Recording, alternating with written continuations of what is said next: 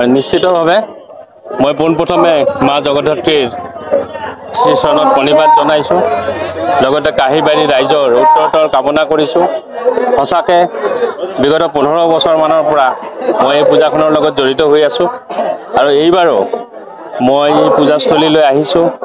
আৰু প্ৰতি বছৰে মই ইয়াত বিভিন্ন ধৰণৰ কাৰ্যসূচীত অংশগ্ৰহণ কৰোঁ আৰু এইবাৰো মা জগদ্ধাত্ৰীৰ কৃপাত মই বহুত দূৰৰ পৰা আহি কোনোমতে আহি পূজাস্থলী পাইছোঁ মই ধন্যবাদ জনাইছোঁ কাহিবাৰী ৰাইজক আৰু লগতে আজি ৰামদিয়া অঞ্চলৰ যদি আমি ইতিহাস কওঁ আজি ৰামদিয়া অঞ্চল এনেকুৱা এটা অঞ্চল ইয়াত সাহিত্য সংগীত কলাৰে পৰিভূষিত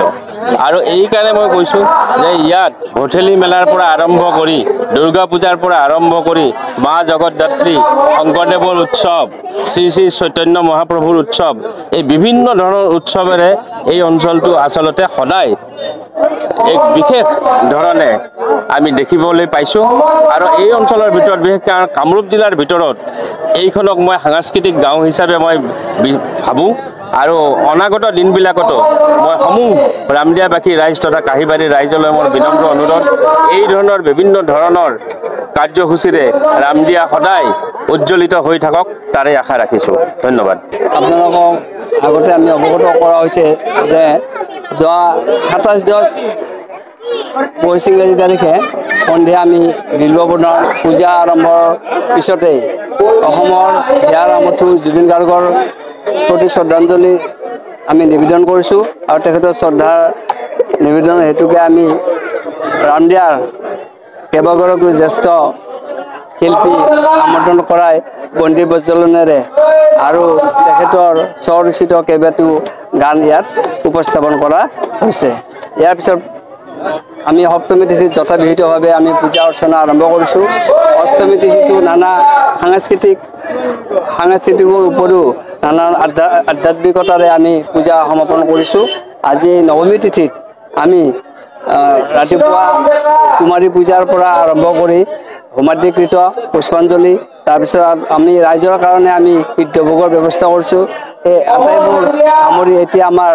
ৰংগমঞ্চ মিনি থিয়েটাৰত নাট্যাভিনয় হ'ব এই আজি ৰংগমঞ্চ নাট্যাভিনয় মঞ্চ উদ্বোধন কৰিব আমাৰ ৰামদিয়াৰে সুসন্তান তথা বিশিষ্ট সমাজসেৱক মাননীয় অতুল চন্দ্ৰ কাকতিদেৱে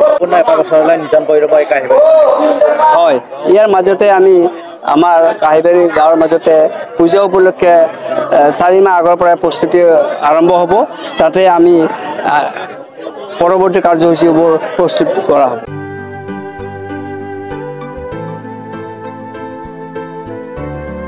Mobile Plus Physiotherapy Wellness and Rehabilitation Center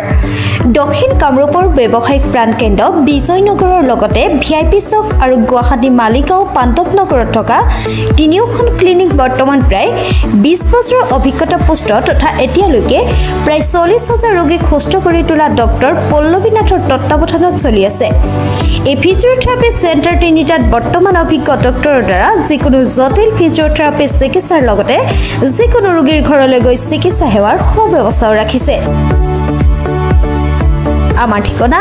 mobile plus physiotherapy wellness and rehabilitation centre opposite Uparhali Bijoynagar SBI branch আমাৰ ভিআইপি চকৰ ঠিকনাটো হ'ল VIP chowk near VIP bus stop Borjhar Guwahati আমাৰ মালিগাঁও ঠিকনাটো হ'ল চেলাছ 360 physiotherapy and rehabilitation centre Maligaon Pandavnagar Guwahati 12 আমাৰ যোগাযোগ নম্বৰ হৈছে 8011744696